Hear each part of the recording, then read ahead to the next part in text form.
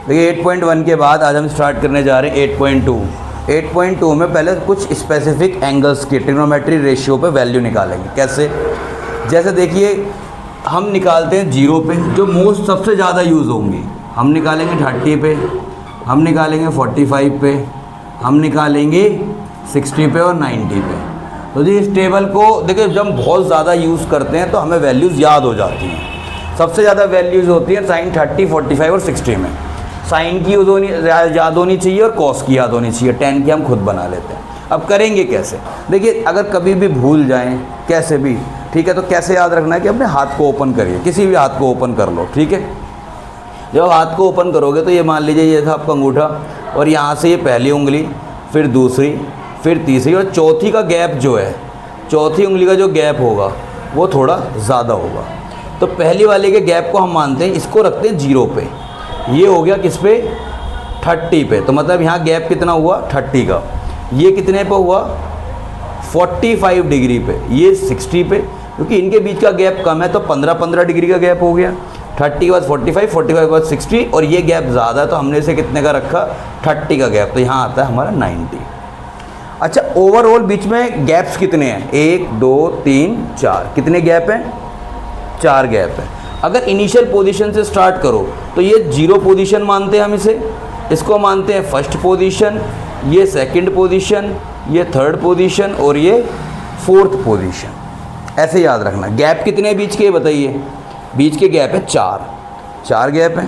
अब आपको पहली वैल्यू निकालनी है साइन थीटा की, तो इसमें हम क्या रखते हैं? Under root. पहला नंबर क्या है इसका? 0 है पहला number, divided by total number of gaps. Gaps कितने हैं? 4 गैप हैं। तो 0/4 कितनी आएगी पहली वैल्यू? 0। दूसरी को कैसे करोगे? 1/4। तो ये वैल्यू क्या आएगी? 1/2। ठीक है। दूसरी पोजीशन क्या है? जब आप दूसरी पे गए तो दूसरी पोजीशन है 1, तो 1 divided by 4 total number of gaps. Second position पे 2 divided by 4 total number of gaps. Second position number of gaps, position number of gaps. तो यहाँ पे क्या आएगा बताइए? √2/4 वैल्यू बचेगी ये 2 1 जा 2, 2 2 जा 4, वैल्यू बचेगी 1/√2। 60 के लिए आएगा √3/4, तो ये वैल्यू क्या बचेगी? √3/2। और साइन 90 पे मतलब चौथे वाले पे जब आप 5वें नंबर पे पहुँचे, एक्चुअली नंबर तो 0 से 90 में 5 ही आ रहा है। 5th नंबर पे आपने 0 से स्टार्ट किया, यहाँ से 0 1 2 3 4 इस तरीके से गए, तो 4/4। अगला क्या होगा? 4/4। क्या वैल्यू बची? 1। तो अपने हाथ से भी याद रख सकते हैं, पहले वाले में और आखिरी वाले में गैप ज़्यादा है। तो 0 से स्टार्ट करा, 30 का गैप, तो ये आया 30 पे। ये किस पे आया? 45 पे। ये किस पे आया? 60 पे। और ये किस पे आया? फिर 30 का गैप। पहले और लास्ट में 30 का गैप है और बाकी में 15-15 का। 0 30 45 60 और यहाँ क्या आएगा इसके बाद? 90। ये 5 याद रखने तो आपके हाथ से याद हो जाएंगे। बस ये याद रखना, पहली पोजीशन को 0 1 2 3 4 ऐसे 5 पोजीशन को मानना है। जब आप पहला निकालोगे तो 0/4 1/4 2/4 3/4 4/4 रूट में रख के वैल्यू निकालनी है। ठीक है। अगर आपको हाथ भी याद नहीं रखना तो इतनी चीज़ें याद रख लेना कि √0/4 1/4 2/4 3/4 4/4। समझ में आ गई 5 वैल्यू? जब आप कॉस निकाल रहे हो, कॉस बेसिकली क्या होता है? कॉम्प्लीमेंट होता है साइन का। क्या होता है? कॉम्प्लीमेंट। कॉम्प्लीमेंट का मतलब क्या होता है पहले ये समझिए। कॉम्प्लीमेंट का मतलब होता है 90 माइनस। अगर साइन 10 है तो 10 का कॉम्प्लीमेंट क्या होगा? कॉम्प्लीमेंट बता दो बस मुझे क्या होगा? 80 होगा ना। जो साइन 10 की वैल्यू होगी वो कॉस 80 की होगी, वो कॉस 80 की होगी। ये कॉम्प्लीमेंट होता है इसका। कोसाइन का मतलब होता है, कॉस का मतलब होता है पूरी वैल्यू कोसाइन। कोसाइन का मतलब होता है कॉम्प्लीमेंट ऑफ साइन। किसका कॉम्प्लीमेंट? साइन का। अब जो वैल्यू साइन की 30 पे होगी, अब 30 का कॉम्प्लीमेंट क्या होता है? 60। वही वैल्यू कॉस की 60 पे होगी। उल्टा चल गया ना, 30 की 60 पे। अब जो वैल्यू साइन की 0 पे होगी वो वैल्यू कॉस की किस पे होगी? 90 पे। जो साइन की 90 पे होगी वो कॉस की 0 पर होगी। जो साइन की 45 पे होगी वही कॉस की 45 पे होगी। इतनी बात समझ में आ रही है? देखो मैंने 30 के लिए लिख दिया, 0 के लिए बता दिया। यहाँ पे cos 0 sin 90 के इक्वल है, cos 90 sin 0 के, cos 60 sin 30 के, और ये 45 पे 45। एक एंगल बचा कौन सा? 60 रह रहा है। तो देखो जो sin 60 की वैल्यू होगी वो cos 30 की हो जाएगी। हो गए ना? बस आपको क्या याद रखना, कॉम्प्लीमेंट, कि भाई 30 का कॉम्प्लीमेंट क्या है? 60। तो cos 60 की वैल्यू वही होगी जो sin 30 की होगी, sin 0 की वही वैल्यू होगी जो cos 90 की होगी। समझ गए बात को? अब टेबल में क्या करते हैं? टेबल में सारा रिवर्स कर देते हैं, वैल्यूज़ को क्या कर देते हैं? रिवर्स। जैसे यहाँ से आया 0, 1/2, 1/√2, √3/2 और 1। तो 1 देखो sin 90 की वैल्यू 1 है, sin 90 की वैल्यू 1 है, और वो किसके इक्वल है? cos 0 के। अब आप ये सोचो 90 का कॉम्प्लीमेंट क्या है? जैसे यहाँ पे 0 है, cos 0, 0 का कॉम्प्लीमेंट क्या है? 90। जो इसकी वैल्यू 90 पे है वो cos की वैल्यू 0 पे होगी। तो पहली वैल्यू क्या है इसकी? 1। जो इसकी वैल्यू 60 पे, 60 का कॉम्प्लीमेंट 30। तो जो इसकी वैल्यू 60 पे है, cos की वैल्यू वो कितने पे होगी? 30 पे। ये सेम रहेगी 1/√2, क्योंकि हमने देखा cos 45 का sin 45 ही होगा। और √3/2 जो 60 पे है, cos की वैल्यू जो 60 पे है, sin की वैल्यू वो किस पे होगी? 30 पे। और यहाँ पे 1 है, तो यहाँ पे cos के लिए क्या आएगा? 0। क्या आएगा? 0। अब सिंपल याद रखिए कि पूरी ऊपर वाली टेबल बना के, ऊपर वाली साइन के लिए बना के, cos के लिए क्या कर दो? उसे पूरा का पूरा रिवर्स कर दो। क्या कर दो? cos के लिए रिवर्स। देखो अगर और अंडरस्टैंडिंग, बेसिकली कॉम्प्लीमेंट वाला टॉपिक कटा हुआ है, जैसे भी आपको बता दिया, अगर अंडरस्टैंडिंग इससे होती हो तो इससे कर लो, इससे होती हो तो इससे कर लो, जैसे आपको मन है, क्योंकि वो पेपर में इतना इंपॉर्टेंट है भी नहीं। अब tan निकालना है, तो tan को मैं क्या जानता हूँ? tan theta is equal to sin theta upon cos theta. तो sin को cos से डिवाइड कर दो, इन दोनों को डिवाइड करोगे 0/1, 0 divided by any real number becomes 0, 1/2 upon √3/2, ये वैल्यू 1/√3, ये वैल्यू आएगी 1, √3/2 अपॉन 1/2, ये वैल्यू आएगी √3, और 1/0 क्या होगा? Not defined. इन्फिनिटी मत डालना, नॉट डिफाइंड लिख देना है, एनडी लिख दो या नॉट डिफाइंड लिख दो, ठीक है। अब आपको कॉसेक निकालना है, तो कॉसेक क्या होता है नमन? कॉसेक थीटा 1/sin, साइन का रेसिप्रोकल, साइन का रेसिप्रोकल। बताइए 0 का रेसिप्रोकल क्या होगा? 1/0, और 1/0 होता है नॉट डिफाइंड। क्या लिखोगे 1/0 को? Not defined. यहाँ पे आई वैल्यू कॉसेक थीटा की, तो 1/1/2, क्या वैल्यू बनेगी? 2। यहाँ बनी 1/1/√2, वैल्यू आई √2, 1/√3/2, वैल्यू आई 2/√3, 1/1, ठीक है, तो 1 आ गया। समझिए बात को। अब सेक किसका उल्टा होता है? सेक थीटा, ये होता है 1/cos थीटा। और बेसिकली आप एक बात से और याद रख सकते हो कि सेक और कोसेक एक दूसरे के कॉम्प्लीमेंट होते हैं। एक दूसरे के क्या होते हैं? जो इसकी वैल्यू निकाली है आपने, उसको रिवर्स करके सेक में लिख सकते हो। एक तो ये तरीका है, लेकिन अगर आप निकालना चाहते हो तो सेक थीटा की वैल्यू क्या होती है? 1/cos theta. 1/cos 1/1 1 रहेगा, 1/√3/2 क्या हुई थी वैल्यू? 2/√3, 1/1/√2, √2, 1/1/2। तो देखो 1/1/2 की वैल्यू आई थी 2, और 1/0 होता है नॉट डिफाइंड। अब cot थीटा किसके इक्वल होता है? देखो cot थीटा के दो फॉर्मूले हो सकते हैं। cot थीटा होगा cos/sin, या तो cos/sin कर लो, या 1/tan कर लो, या 1/tan कर लो। तो tan का रेसिप्रोकल क्या होगा बताओ? 1/0। तो 1/0 हमने क्या लिखा है? Not defined. 1/1/√3, 1/1/√3, √3 ऊपर जाएगा, ये बन गया √3, ये आ गया 1।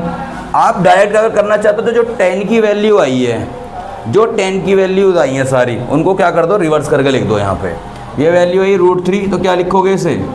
1/√3। अच्छा, कहीं पे अगर जैसे 1/0 आ रहा है तो आप नॉट डिफाइंड लिखते हो, और कहीं पे अगर 1/नॉट डिफाइंड आ रहा है तो उसे लिखोगे 0। उसे क्या लिखोगे? 0। 1/0 को हम नॉट डिफाइंड लिख रहे हैं, और 1/नॉट डिफाइंड को क्या लिखेंगे? 0। तो ये वैल्यू आएगी, देखो क्योंकि tan 90 नॉट डिफाइंड आ रहा है, cot थीटा 1/tan थीटा होता है, तो cot 90 1/tan 90 होगा, और tan 90 की वैल्यू नॉट डिफाइंड, तो 1/नॉट डिफाइंड क्या होगा? ज़ीरो। क्या होगा?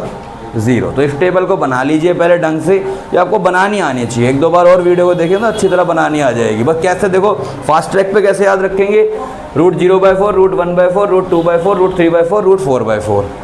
ठीक है, आपको साइन कोस टेन एक उसमें लिख रहे हैं, बाकी नीचे आप कैसे भी लिख सकते हो। ठीक है, एक बात याद रखना, साइन और कॉस एक दूसरे के कॉम्प्लीमेंट होते हैं, टेन और कॉट एक दूसरे के कॉम्प्लीमेंट होते हैं, और कॉसेक और सेक एक दूसरे के कॉम्प्लीमेंट होते हैं। कॉम्प्लीमेंट का मतलब बता रहा हूँ क्या होता है, जैसे जो साइन की वैल्यूज़ आ गई एक लाइन में, उसको रिवर्स करके लिखोगे तो कॉस की आ जाएंगी, या अगर आपने पहले कॉस की निकाली उसको रिवर्स करके लिखोगे तो साइन की आ जाएंगी। ठीक है, तो सबसे पहले निकालना पर साइन की ही, क्योंकि ये फॉर्मूला साइन के लिए वैलिड रहेगा। अगर आप कॉस के लिए वैलिड कराना चाहते हो तो पहले इससे शुरू करना, 4/4, 3/4, 2/4, 1/4, 0/4, ऐसे लिखना है इसमें। ठीक है, पहले साइन के लिए आ गया, फिर कॉस के लिए आ गया, टेन के लिए आ गया। टेन कैसे आएगा? साइन अपॉन कॉस करके। जब आपने टेन निकाल लिया तो कॉट कैसे निकलेगा? इसकी पूरी को रिवर्स कर दो, रिवर्स कर दो, या तो कॉट को 1/10 कर लो, या इसे रिवर्स करके लिख दो, लिख दो रिवर्स करके। इसके बाद है आपके पास कॉसेक और सेक। कॉसेक क्या होता है? 1/sin, सेक क्या होता है? 1/cos। ठीक है, इस वैल्यू को नोट कर लीजिए, फिर आगे करते हैं। तो 8.2 से स्टार्ट करेंगे। पहला क्वेश्चन देखिए, जो हमने अभी वैल्यूज़ लिखी हैं, केवल आपको वैल्यूज़ याद होनी चाहिए। क्या होनी चाहिए? वैल्यूज़ याद होनी चाहिए। देखो सब अपनी वैल्यूज़ का चार्ट खोल के बैठे। स्टार्टिंग में मैं एज्यूम नहीं करता कि हर बच्चा, ठीक है, हर बच्चे को याद होगी। साइन 60 की वैल्यू क्या होती है? साथ में साथ बोले, रूट 3/2, कॉस 30, साइन 30 1/2 होती है, और कॉस 60 1/2। रूट 3 को रूट 3 से मल्टीप्लाई करोगे तो बेटा 3/4, और ये बनेगा 1/4। नेट वैल्यू ख़त्म। और यही अगर क्लास 11th का होता तो पहली लाइन में ख़त्म हो जाता, लेकिन ये 10th में ठीक है, चलो बढ़िया है। 2 tan स्क्वायर 45, 10 की वैल्यू। अच्छा देखो, एक बात और मैंने कल भी लिखवाई थी, उसे याद रखना। अगर कहीं भी tan स्क्वायर थीटा दे रखा है तो बेटा इसका मतलब tan थीटा का होल स्क्वायर ही है। साइन स्क्वायर थीटा दे रखा है तो साइन थीटा का whole square, cos square theta, cos theta का होल स्क्वायर। क्योंकि वैल्यू आपके पास स्क्वायर की नहीं है, आपके पास वैल्यू tan 45 की है, तो आपके tan 45 की जो वैल्यू होगी उसका स्क्वायर tan स्क्वायर 45 के इक्वल है, तो 1 स्क्वायर हो गया। कॉस 30 कितना होता है?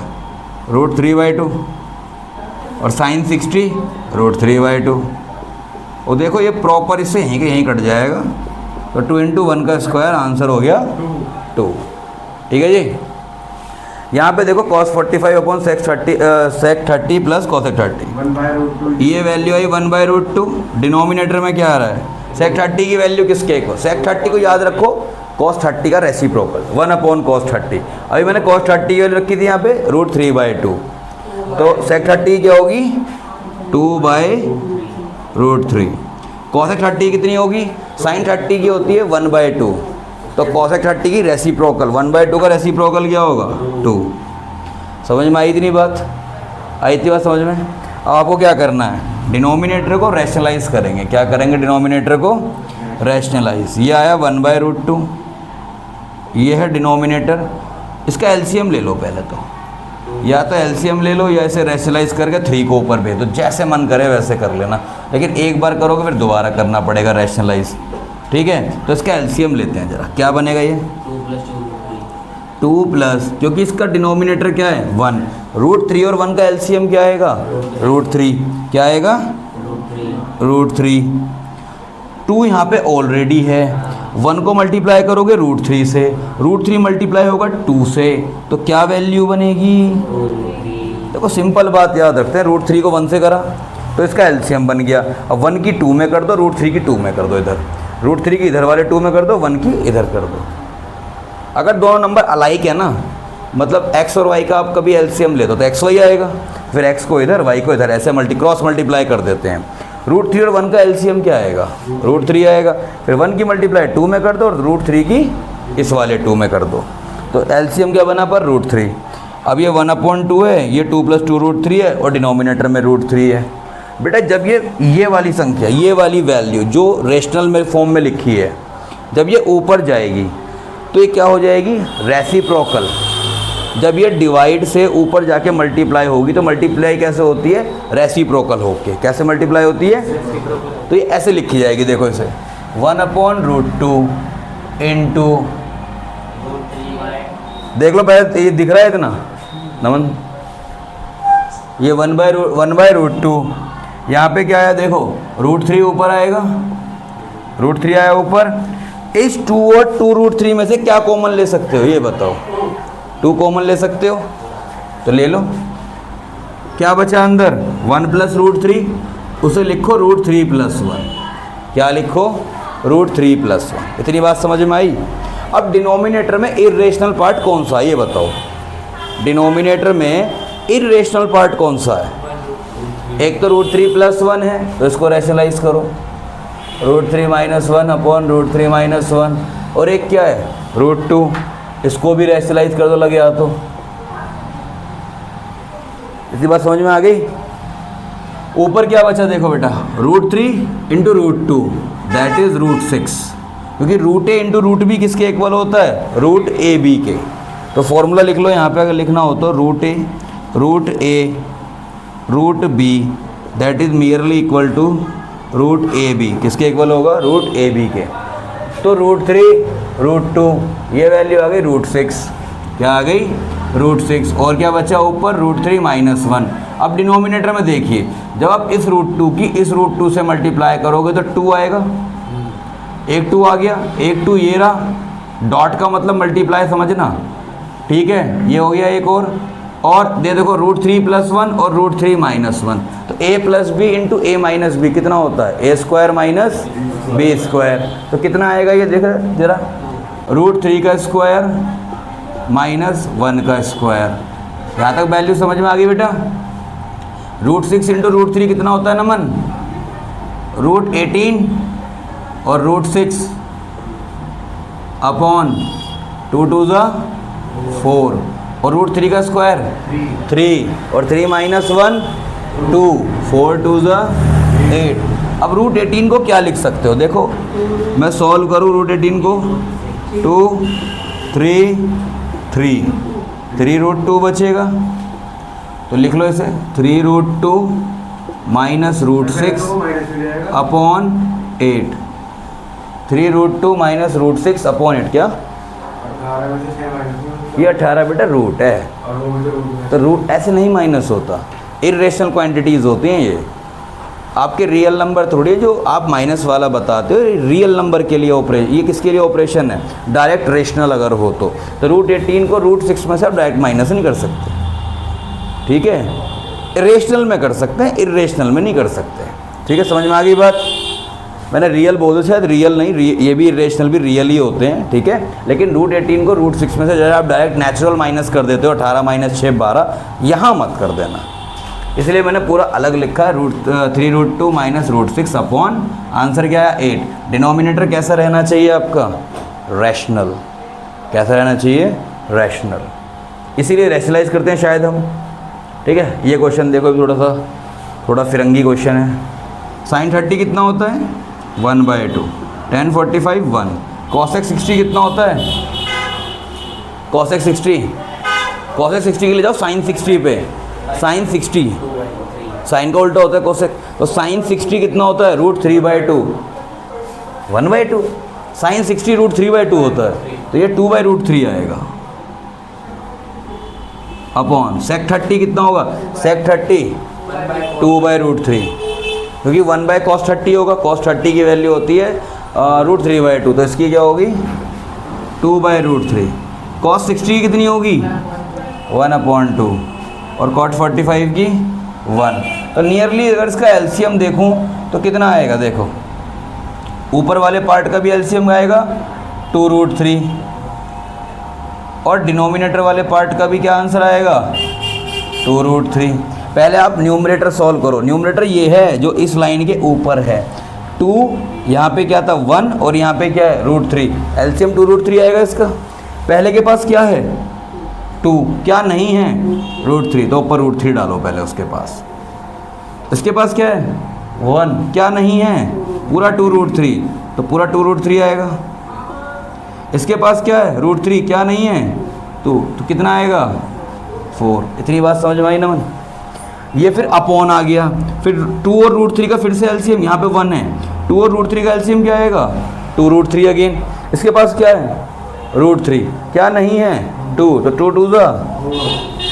इसके पास 2 है, क्या नहीं है √3, तो √3, 1 है, 2 √3 नहीं है पूरा, 2 √3, तो इससे कट जाएगा, ये कट गया इससे। अब बचाओ 2 √3 प्लस √3 कितना होगा, ये प्लस में ना मन, इससे नीचे का कुछ मत काट देना। और ऐसे सुनो, √3 अगर मैं कहूँ कि x + 2x कितने x होंगे 3x, x + 2x कितने x होंगे 3x। उसी तरह अगर √3 + 2 √3 कर रहे हो तो 3 √3 होंगे। कितने √3 होंगे, हम ऐसे कर देते हैं कि सर इसे तो ऐड कर दिया, इसको तो काट दो, हटा दो, ये नहीं करना सर, नहीं काट सकते, प्लस है बीच में, कॉमन लेके कट सकती हैं बस चीज़ें। अगर √3 कॉमन आ रहा था तो सब में से कॉमन लिया जाता। देखो जब आप डिवाइड करते हो किसी नंबर से तो परफेक्टली डिवाइड जब होगा जब वो सबको डिवाइड कर रहा हो, तो कॉमन का भी यही सीन होता है, आप कुछ कॉमन लेकर कट कर सकते हो, ऐसे नहीं। देखो ये मैंने इसलिए काट दिया क्योंकि डिनोमिनेटर में 2 √3 था, यहाँ भी नीचे 2 √3 है, तो ऐसे मत काट देना। अगर बीच में प्लस आ रहा हो, यहाँ प्लस और माइनस हो तो नहीं कटेंगे। हाँ अगर यहाँ मल्टीप्लाई होता तो मैं सोच लेता काटने की, तो मैं काट ही देता इसे, ठीक है, प्लस में नहीं काटना। अब बताओ √3 और 2 √3 कितने हो गए, ऊपर -4 और नीचे ये क्या है 3 √3 + 4, रैशनलाइज करो ज़रा, 3 √3 -4 अपॉन 3 √3 -4, तो मेरे ख्याल से ऊपर बनेगा 3 √3 -4 का होल स्क्वायर,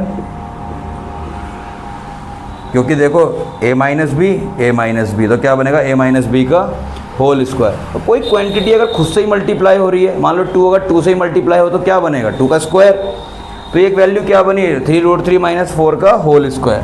ये क्या 3 √3 + 4 3 √3 -4, तो a² - b²। समझ में आ रही है बात। 3 √3 का स्क्वायर कैसे सोल्व करेंगे, जब भी कभी नंबर इस तरह से आता है 3 √3, एक नंबर रेशनल दूसरा इरेशनल, उसका स्क्वायर कहेगा, तो आप पहले नंबर का स्क्वायर करोगे, 3 का स्क्वायर 9 और √3 का 3, क्या आंसर बचेगा 27। आओ जी चलो, यहाँ पे a - b का स्क्वायर ओपन करो। a - b का स्क्वायर क्या होता है a² + b² -2, पहला नंबर 3 √3 और दूसरा नंबर 4, और डिनोमिनेटर में क्या आएगा 27, इसकी वैल्यू 27 और 4 की 16। अब इसका स्क्वायर ओपन करो, 3 √3 का स्क्वायर क्या होगा 27, 4 का 16, 2 3 ज़ा 6, 6 4 ज़ा 24, तो -24 √3 अपॉन 11, तो net answer is 43 -24 √3 upon 11, 43 -24 √3 upon 11। समझ में आया क्वेश्चन। लास्ट क्वेश्चन देखते हैं अगला। इसके लिए शायद मैंने ज़्यादा जगह छोड़ दी, मुझे लगा था ये ऊपर तक जाएगा, खैर ये यहीं से मट गया। इसकी वैल्यू देखते हैं ज़रा, 5 cos² 60, cos 60 की वैल्यू कितनी होती है 1/2, कितनी होती है 1/2, और 1/2 का स्क्वायर क्या होगा 1/4, प्लस sec 30 कितनी होती है 2/√3, तो 2/√3 sec 30, हाँ बिल्कुल सर, sec 30 की 2/√3 है। जब इसके स्क्वायर की वैल्यू निकालोगे तो इसका स्क्वायर करोगे तो 4/3 -10 45 की 1, स्क्वायर की भी 1 होगी। साइन स्क्वायर 30 होता है 1/2 का स्क्वायर 1/4, ठीक है, 1/2 का स्क्वायर साइन स्क्वायर 30, साइन 30 1/2, 1/2 का स्क्वायर क्या होगा 1/4, cos 30 √3/2 और इसका स्क्वायर क्या होगा 3/4। इतनी बात समझ में आ गई, क्लियर है भैया इतनी बात। आगे देखो ये कितना होगा 5/4, ये वैल्यू कितनी होगी 16/3 -1, देखो 1/4 और 3/4, ये डिनोमिनेटर में जो पार्ट आ रहे हैं इनको यहीं एलसीएम लेके ऐड कर लो। डिनोमिनेटर वाले का एलसीएम आएगा 4, अब इसके पास 4 है, इसके पास भी 4 है, तो 4 और 4 का एलसीएम 4 ही होगा, 1 आ जाएगा और यहाँ क्या आ जाएगा 3। जो मैंने मल्टीप्लाई बताई थी ना नीचे, वो बताई थी अलाइक नंबर्स के लिए, जब नंबर सेम नहीं होते। यहाँ तो 4 और 4 दोनों सेम है, और जब दोनों नंबर सेम होते तब कैसे करते हैं, एलसीएम यही नंबर आएगा, बस ऊपर के नंबर डायरेक्टली हम क्या कर देंगे, ऐड, 1 + 0 डायरेक्ट ऐड कर देंगे अगर डिनोमिनेटर की दोनों की सेम वैल्यूज़ है। ठीक है, तो 1 + 3 क्या बनेगा, 4, और 4 से नीचे वाला 4 कट जाएगा। समझ में आ गई। तो मतलब अब केवल इतना पार्ट बचा, केवल ऊपर वाला, नीचे वाला तो ख़त्म हो गया, नीचे वाला तो 1 हो गया ना, तो केवल मुझे ऊपर वाला सॉल्व करना है। ऊपर वाला कैसे सॉल्व करूँगा ये बताओ। इसको मैं अलग से लिख लेता हूँ बिल्कुल पहले, 5/4 16/3 -1, मैंने इसको अलग से लिख लिया, क्योंकि वहाँ पे फिर ये कन्फ्यूज़न रहती है कि 3 बच रहा है। भैया पहले 1 + 3 को 4 लिख लेना, तब काटना उसे। ठीक है, अब इसका एलसीएम क्या आएगा, 4 और 3 का 12, 4 है इसके पास, तो 4 3 = 12। अब 3 आ रहा है ना, 4 × what = 12, 4 को किससे मल्टीप्लाई करोगे, 12 है 3 से, तो 3 × 5 कितना बचा, 15, 3 × 4 4 × 16 64, 1 × 12 तो यहाँ पे 12, 64 और 15 79 - 12 67/12। ये था हमारा 5वां पार्ट। तो 5वां पार्ट समझ में आए ये वाले, एक बार नोट कर लो जल्दी से। सेकंड और थर्ड क्वेश्चन देखिए, सेकंड और थर्ड क्वेश्चन खत्म करेंगे जल्दी से, बाकी ट्रू फॉल्स है उसको देखेंगे इसके बाद। पहले ये क्वेश्चन खत्म कर लेते हैं। 2 10 30/1 + 10² 30, वैल्यू पुट करिए। 10 30 की वैल्यू क्या होती है, 1/√3, और ये क्या आएगा, 10² 30 1/√3 का स्क्वायर, यही होता है। वैल्यू आई पहली 2/√3, और डिनोमिनेटर में क्या आया ये 1 + √3 का स्क्वायर 1/3, तो 2/√3, 3 एलसीएम क्या आएगा इसका, ये कितना होगा, 3 + 1। ठीक है, कितना आएगा, 3 + 1 4/3, तो मतलब मैं लिख सकता हूँ इसे 2/√3 / 4/3। अगर आपका डिनोमिनेटर खुद रेशनल फॉर्म में होता है, तो जब वो ऊपर जाके मल्टीप्लाई होता है तो उसका रेसिप्रोकल हो जाता है। क्या हो जाता है, रेसिप्रोकल। तो 2/√3 × 3/4, 2 1 = 2, 2 2 = 4। और अगर कोई एक्चुअल नंबर, नेचुरल नंबर अपने रूट से डिवाइड होता है, जैसे 3/√3 है, 3 को अगर मैं √3 से डिवाइड करूँगा तो क्या वैल्यू बचेगी, है √3 अपॉन में क्या है 2। अब ये वैल्यू किसकी होती है, यहाँ पे sin 60 की, cos 60 की, tan 60 की √3 होती है, cos 60 की 1/2 होती है, sin 30 की 1/2 होती है, और sin 60 की √3/2 होती है। समझ गए बात को। इस पर आ जाओ, ये तो पहले लाइन में हो जाना चाहिए था आपका, नीचे देखने की जरूरत नहीं है। 10 45 1 होता है, तो 1 - 1 का स्क्वायर 1 ही होगा, नीचे भी 1 + 1 0, खत्म। sin 2a = 2 sin है। देखो sin 2a की आपको वैल्यू नहीं पता है, इसका फॉर्मूला बेसिकली 11th में होता है 2 sin a cos a, उससे तो एक लाइन में ख़त्म हो जाता है, ये कोई दिक्कत ही नहीं थी। लेकिन ये फॉर्मूला हमें आता नहीं है, तो हम कैसे करेंगे इस क्वेश्चन को। इस क्वेश्चन को करते हैं हम वैल्यू पुट करके। ऑप्शन तो इसी गई है, जो करेक्ट होगा सही दे देगा। जब मैं a की जगह पुट a = 0, जब मैंने 0 पुट किया, 0 पुट किया मैंने, तो LHS क्या आएगा इसका, 0। sin 2 × 0 कितना होगा, sin 0, क्या आंसर आएगा 0। RHS क्या होगा, 2 × sin 0, a की जगह 0 पुट करोगे ना, तो आंसर क्या होगा, और sin 0 की वैल्यू 0, कितना आया आंसर 0। तो A ऑप्शन हो गया।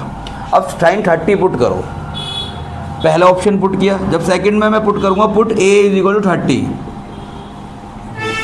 तो LHS क्या होगा इसका, sin 2 × 30 जो कि होता sin 60, और sin 60 की वैल्यू आती हमारी, और अगला है 2 sin a, sin a मतलब sin 30, तो ये वैल्यू हुई 2 × sin 30 की वैल्यू 1/2, 2 से 2 गया, क्या बचा 1। तो क्या ये इक्वल है दोनों, नहीं, तो ये वैल्यू नहीं होगी। ऐसे आप जब इन दोनों के लिए चेक करोगे, ये भी दोनों वैल्यू नहीं होंगी।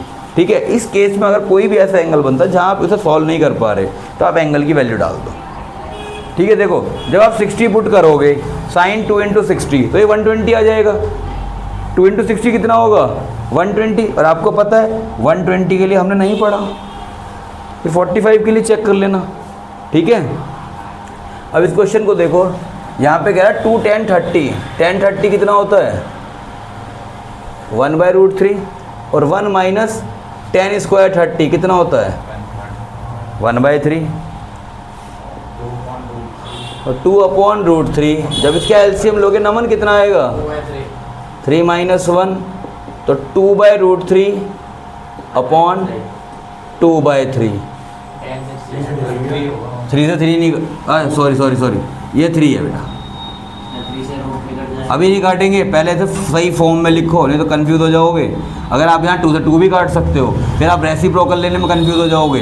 पहले 2/√3 लिख दिया, फिर डिनोमिनेटर को ऊपर कैसे लिखोगे रेसिप्रोकल करके। अब काटिए, √3 को 3 से कट करोगे कितना बचाएगा, और √3 किसकी वैल्यू होती है, कॉस की नहीं होती, sin 60 की नहीं होती, tan 60 की वैल्यू होती है।